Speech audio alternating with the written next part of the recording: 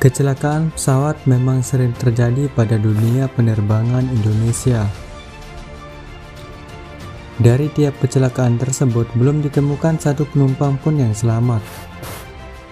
Namun pada 16 Januari 2002, pesawat Garuda Indonesia dengan rute penerbangan Lombok menuju Yogyakarta berhasil melakukan pendaratan darurat di Sungai Bengawan Solo, sehingga membuat hampir semua penumpangnya selamat. Padahal saat terbang di udara, mesin pesawat itu telah mati dan tidak bisa terbang lebih jauh lagi. Lalu bagaimana ceritanya hingga pesawat itu berhasil mendarat darurat di sungai? Berikut kisah selengkapnya. Tapi jangan lupa untuk klik like dan subscribe.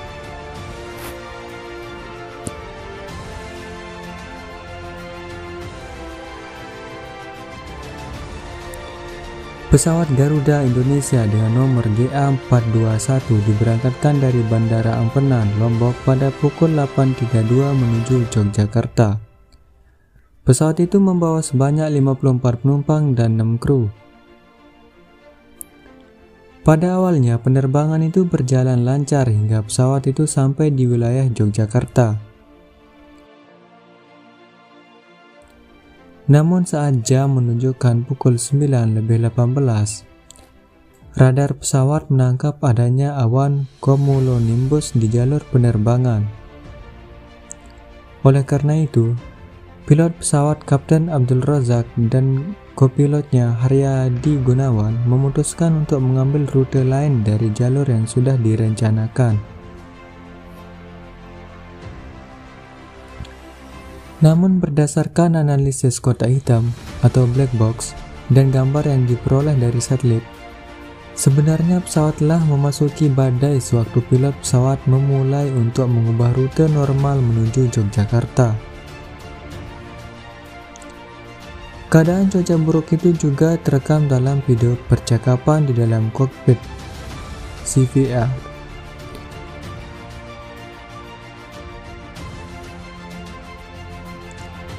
Beberapa saat sebelumnya, sang pilot melaporkan bahwa mereka mencoba untuk terbang di celah antara dua badai yang dapat dilihat dari radar cuaca pesawat.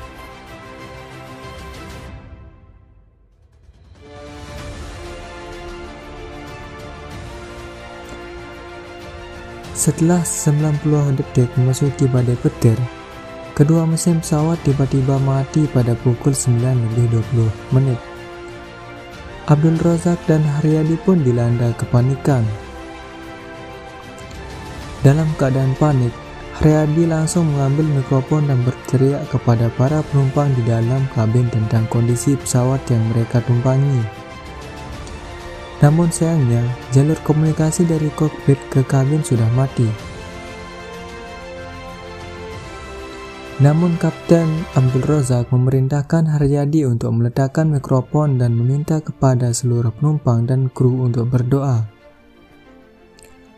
Pada saat bersamaan, sang pilot memutuskan untuk mencoba pendaratan darurat. Saya katakan saja, sudah letakkan, kita berdoa, detik-detik kematian sudah di depan mata, kita suruh berdoa dan saya takbir. Setelah itu, saya berkonsentrasi lagi. Kadang Abdul Razak, seperti mengutip dari dream.co.id.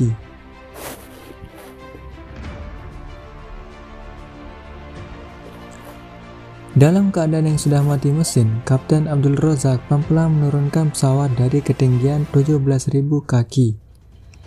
Dalam ketinggian itu, dia mulai melihat hamparan sawah dan sungai. Saat mendiskusikan hal ini, kopilot Haryadi menyarankan untuk mendaratkan pesawat di sawah. Pada saat itu, keadaan sawah memang sedang banjir dan penuh dengan air. Namun Kapten Abdul Razak memiliki pendapat yang berbeda. Dia berkata bahwa mereka semua akan mati kalau mendarat di sawah, karena tak tahu soal kedalaman banjir itu. Dengan sedikit waktu yang tersisa, akhirnya dia memutuskan untuk melakukan pendaratan ke sungai. Namun saat sudah dekat ke sungai, Abdul Razak kembali panik karena Sungai Bengawan Solo yang akan dijadikan tempat pendaratan darurat ternyata berisi beberapa jembatan yang memiliki banyak tiang. Karena waktu semakin sempit, Kapten Abdul Razak tetap memutuskan untuk mendaratkan pesawat di Sungai Bengawan Solo. Dia kemudian menyejajarkan posisi pesawat dengan sungai dan bersiap menjadikannya sebagai tempat landasan. Namun kondisi saat itu sebenarnya sulit karena sebelum melakukan pendaratan, dia harus menghindar dari jembatan yang memiliki banyak tiang. Namun akhirnya pesawat Garuda Indonesia dapat mendarat darurat di atas air dengan selamat dan tidak tenggelam. Setelah berhasil mendaratkan pesawat di sungai, kondisi 54 penumpang dan 5 kru pesawat berhasil diselamatkan. Sementara itu, 1 kru pramugari ditemukan meninggal dunia, diduga karena terlempar akibat benturan keras saat pendaratan.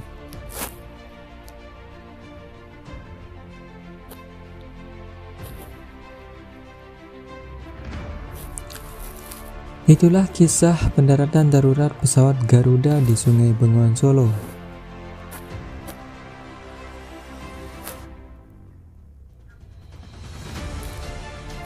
Terima kasih untuk teman-teman yang sudah menonton. Jangan lupa untuk klik like dan subscribe untuk mendapatkan kisah-kisah yang lainnya. Dan terima kasih.